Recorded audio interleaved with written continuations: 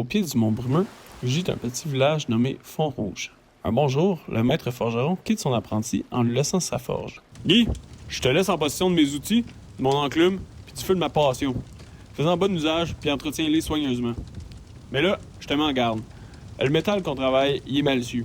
Puis son allié, c'est la routine. » Ainsi, le maître Pierre s'éloigne vers le crépuscule, laissant derrière lui une forge chaude et un jeune apprenti bouillant de vie. Le soleil se lève sur 10 années, qui passent en un clin d'œil, et avec lui, on entend une mélodie qui brise le silence. Le même son, à la même cadence, tous les matins, aussi régulier et immuable que le rythme des marées.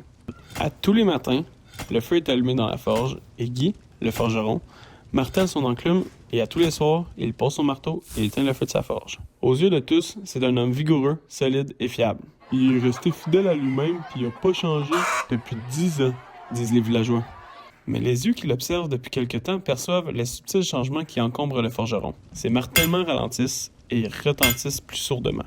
La peau de Guy se raidit, il parle peu, et malgré la sueur qui perle en surface et brille à la lueur de la flamme, il s'éternue. « Je t'avais mis en garde et regarde ce que t'es devenu! » Imperceptiblement, une fissure se fait dans le métal qu'il travaille et en lui-même. « Maître, j'ai fait ce que vous m'avez ordonné. Tous les jours, j'allume le feu, je fais fondre le métal, je le martèle, je le forge, je le fais refroidir, puis j'éteins le feu à tous les jours. » « Et la passion dans tout ça?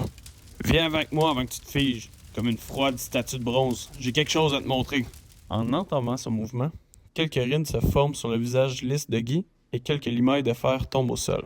En arrivant au port, la mer tumultueuse impressionne Guy.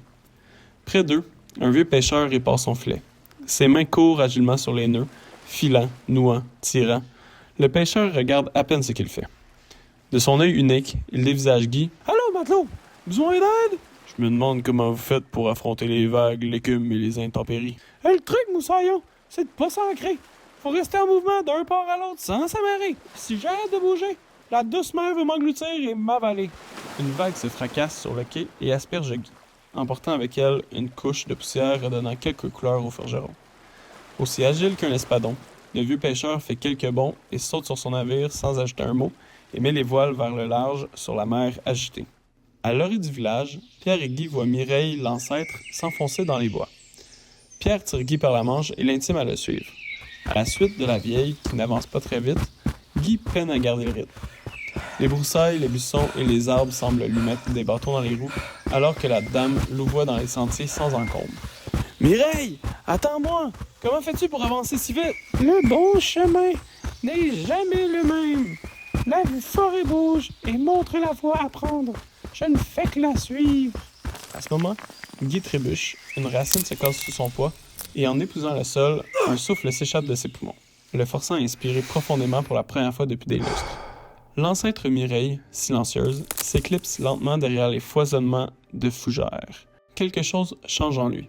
De l'éclat terne de ses yeux, il ne reste plus rien. Une flamme en chasse le reflet froid. « Je comprends, maître, que je ne peux pas retourner à la forge, car les pierres qui roulent n'amassent pas mousse et j'en suis couvert. Je vous retourne à la forge et les outils, garder le foyer bien rouge et pétillant. » Guy part vers le crépuscule, laissant derrière lui une forge chaude et un vieux maître satisfait. Plusieurs années plus tard, des rumeurs parlent d'un forgeron possédant un talent et une précision de légende. Celui-ci ne reste jamais plus de quelques mois au même endroit, en répétant qu'il ne se laissera pas couvrir de mousse.